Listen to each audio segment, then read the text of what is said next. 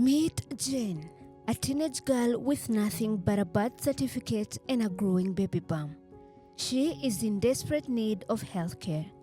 She has no ID, no insurance, and no one to turn to. Until now.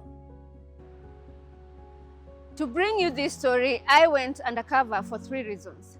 First, to help a vulnerable girl in need. Second, to check the realities of how a pregnant teenage girl in Kenya can get access to healthcare. And third, to put the social health authority system to test and see how it helps the people who need it the most. This is our pregnant teenage girl. We shall call her Jane. She's 17, pregnant, and alone. Her eyes carry the weight of a future that should fall on a teenager's shoulders.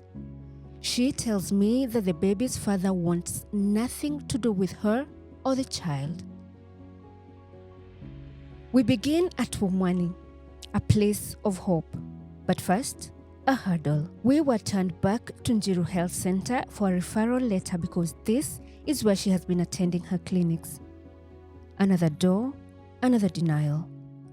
At Njiru, bureaucracy meets desperation. Hi, tulikuwa tunauliza process ya kuregister mtu shamba.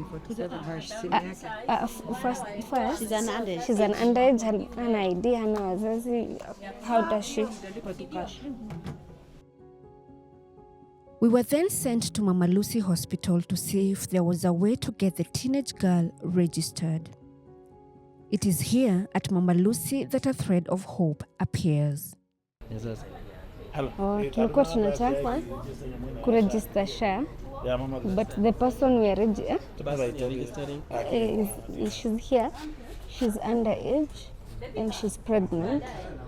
So we were told tukikuja hapa mtatusaidia kumregister na hana wazazi. She's 17. Tutafanya hivi. Nataka mtafute document mfano wa kilo office. Okay. Document gani? Tunataka birth certificate ya iko akona. Tafutua kwa ofisi nyingine si hapa. Okay. Ni mtugwa wetu sasa. No problem. Alafu mwende mtafute barua ya shule. Unaweza manage kupata ama aliwaza. Alifika form 2. Sasa ni sawa hiyo part. Umesema ni offer. Mkadi certificate za wazazi. Unaweza manage kupata. That certificate original copy. Kama unaweza manage kupata, utaenda kwa ofisi ya Buruburu kuona branch manager wetu. Hatuna bila kumtengenezea kitu kinaitwa temporary. Okay. Birth certificate yake. The certificate za wazazi zinaweza patikana. Hizo tu. Original. Kenda hapo mtu atasikiza kesi yenu. Atima bila kuwasaidia na kutengeneza temporary ID ama atakata na reason yake. Na tatuambia na akiregister itamsaidia. Na tukakosa hiyo death certificate. Na birth. At SHA offices in Buruburu, we managed to get our teenage mom successfully registered. We were assured that she and her newborn child could now get access to healthcare services for free until she attains the age of 18. For teenage mothers, previously, teenage mothers will be identified either using the mother's, the teenager's mother's ID or the guardian, whoever has taken the teenager to the hospital to deliver. This brought some complications in our counting because if the mother is of childbearing age, it will so happen that if the mother delivers in the same year, our records would easily show like one mother had 2 deliveries in the same year. So to correct that, teenage mothers are now being identified uniquely. Our system has been configured to provide for a unique number, a unique identifier. So a teenage mother will visit our hospitals for delivery or even before delivery. In fact, they are better guided if they go to the hospital well in advance. The moment you confirm that you have conceived, then you go to hospital. So you will be identified uniquely using a unique number in the system.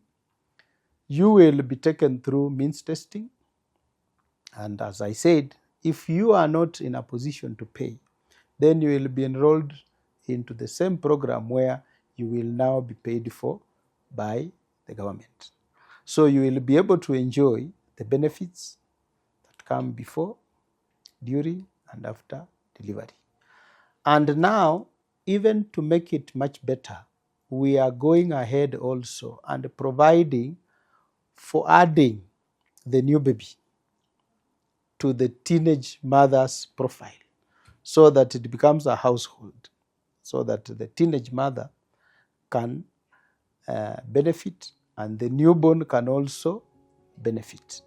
These registrations are available in our level 4, level 5 government hospitals. Refugees, orphans, street children, and inmates. A broken system stitched together, one registration at a time. We also have now people in lawful custody. The law provides that the ministry responsible will be able to identify them. Then Treasury will provide budgets. So the people in lawful custody, the prisoners, their premiums are paid for by the government through an allocation by the Treasury, but it will come through the Ministry for Correctional Services, so that even them, when they require services, they will get them. By being registered, they are eligible for primary health and emergency. But by paying the premiums, then they are able to get the additional benefits. I wish to add that delivery is available both at the primary level and at the chief level. So if you are registered and you are a teenage mother or any other mother who requires delivery service, you can access them under primary health and under chief. So they are available. So we also have the other category of refugees. We work very closely with the department that is responsible for refugees, the Commissioner for Refugees, for purposes of identifying them, having means testing done on them, and then they are paid for. We have sponsor groups that come in also to help in paying premiums for these groups. The invisible made visible, the voiceless heard. But just how does the system capture this? We'll walk you through a simple step-by-step guide on how to register for SHA under the Special Persons Group. Please remember, this registration can only be done at level 4 or level 5 hospitals. In this example, we'll show you how to get a teenage pregnant mom registered. Once a teenage mother presents at your facility, open the SHA Assistant Registration app. Select underage mother under social group categories. These mothers do not have national IDs yet. Choose temporary ID as the identification type, and the system will automatically generate a unique ID. Enter the first name, either from the birth certificate or provided by the next of kin. Click Save. On the next page, fill in the biodata.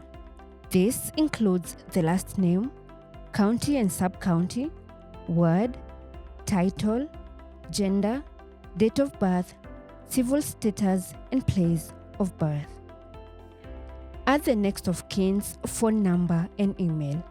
Confirm all the details, then click Save and Submit. Once submitted, the mother's card is instantly activated. It is valid for 1 year, covering both the mother and the baby.